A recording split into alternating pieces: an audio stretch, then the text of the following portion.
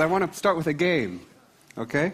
And to win this game, all you have to do is see the reality that's in front of you as it really is, all right? So we have two panels here of colored dots, and one of those dots is the same in the two panels, okay? And you have to tell me which one. Now I'll narrow it down to the gray one, the green one, and say the orange one. So by a show of hands, we'll start with the easiest one. Show of hands, how many people think it's the gray one? Really? Okay. How many people think it's the green one? And how many people think it's the orange one? So pretty even split. So let's find out what the reality is. Here is the orange one. Right? Here's the green one. And here's the gray one. So for all of you who saw that, you're complete realists. All right? So this is pretty amazing, actually, isn't it? Because nearly every living system has evolved the ability to detect light in one way or another. So for us, seeing color is one of the simplest things the brain does. And yet, even at this most fundamental level, context is everything. Okay? What I'm going to talk about is not that context is everything, but why is context everything? Because it's answering that question that tells us not only why we see what we do, but who we are as individuals and who we are as a society. But first we have to ask another question, which is, what is color for? And instead of telling you, I'll just show you. What you see here is a jungle scene, and you see the surfaces according to the amount of light that those surfaces reflect. Now, can any of you see the predator that's about to jump out at you? And if you haven't seen it yet, you're dead, right?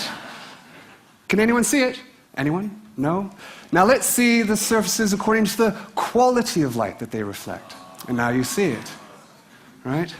So, color enables us to see the similarities and differences between surfaces according to the full spectrum of light that they reflect. But what you've just done is in many respects mathematically impossible. Why? Because, as Berkeley tells us, we have no direct access to our physical world other than through our senses. And the light that falls onto our eyes is determined by multiple things in the world. Not only the color of objects, but also the color of their illumination and the color of the space between us and those objects. You vary any one of those parameters, and you'll change the color of the light that falls onto your eye. This is a huge problem because it means that the same image could have an infinite number of possible real-world sources. So let me show you what I mean. Imagine that this is the back of your eye, okay? And these are two projections from the world. They're identical in every single way. Identical in shape, size, spectral content. They are the same as far as your eye is concerned. And yet, they come from completely different sources. The one on the right comes from a yellow surface, in shadow, oriented facing the left, viewed through a pinkish medium. The one on the left comes from an orange surface, under direct light, facing to the right, viewed through a sort of a bluish medium. Completely different meanings, giving rise to the exact same retinal information. And yet, it's only the retinal information that we get. So how on earth do we even see? So if you remember anything in this next 18 minutes, remember this, that the light that falls onto your eye, sensory information, is meaningless, because it could mean literally anything. And what's true for sensory information is true for information generally. There's no inherent meaning in information. It's what we do with that information that matters. So how do we see? Well, we see by learning to see.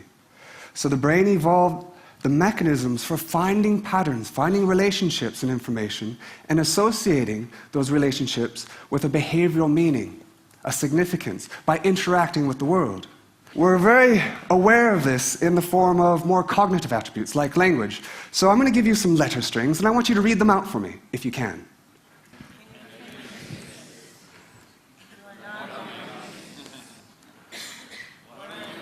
What are you reading? Half the letters are missing, right? There's no a priori reason why an H has to go between that W and A. But you put one there. Why? Because in the statistics of your past experience, it would have been useful to do so. So you do so again. And yet you don't put a letter after that first T. Why? Because it wouldn't have been useful in the past. So you don't do it again.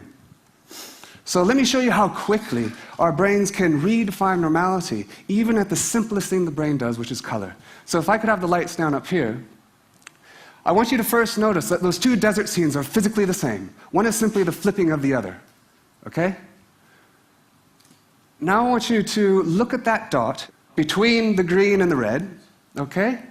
And I want you to just stare at that dot. Don't look anywhere else. And we're going to look at that for about 30 seconds, which is a bit of a killer in an 18-minute talk. Okay? But I really want you to learn. And I'll tell you, don't look anywhere else. And I'll tell you what's happening inside your head. Your brain is learning, and it's learning that the right side of its visual field is under red illumination. The left side of its visual field is under green illumination. That's what it's learning. Okay? Now, when I tell you, I want you to look at the dot between the two desert scenes. So why don't you do that now? Can we have the lights up again? So I take it from your response, they don't look the same anymore, right? Why? Because your brain is seeing that same information as if the right one is still under red light and the left one is still under green light. That's your new normal. Okay? So what does this mean for context? It means I can take these two identical squares and I can put them in light and dark surrounds. Now the one on the dark surround looks lighter than the one on the light surround.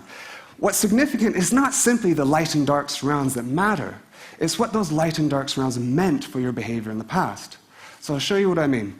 Here we have that exact same illusion. We have two identical tiles on the left, one in a dark surround, one in a light surround, and the same thing over on the right. Now what I'm going to do is I'm going to reveal those two scenes, but I'm not going to change anything within those boxes, except their meaning, and see what happens to your perception. Notice that on the left, the two tiles look nearly completely opposite, one very white and one very dark. Right? Whereas on the right, the two tiles look nearly the same. And yet, there is still one on a dark surround and one on a light surround. Why? Because if the tile in that shadow were in fact in shadow and reflecting the same amount of light to your eye as the one outside the shadow, it would have to be more reflective, just the laws of physics. So you see it that way.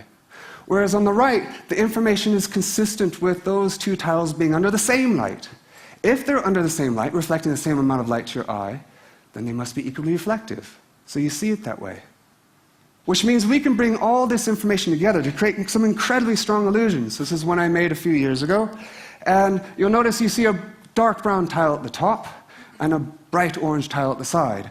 That is your perceptual reality. The physical reality is that those two tiles are the same. Here you see 4 gray tiles on your left, 7 gray tiles on the right. I'm not going to change those tiles at all, but I'm going to reveal the rest of the scene and see what happens to your perception. The 4 blue tiles on the left are gray. The 7 yellow tiles on the right are also gray. They are the same, okay? Don't believe me? Let's watch it again.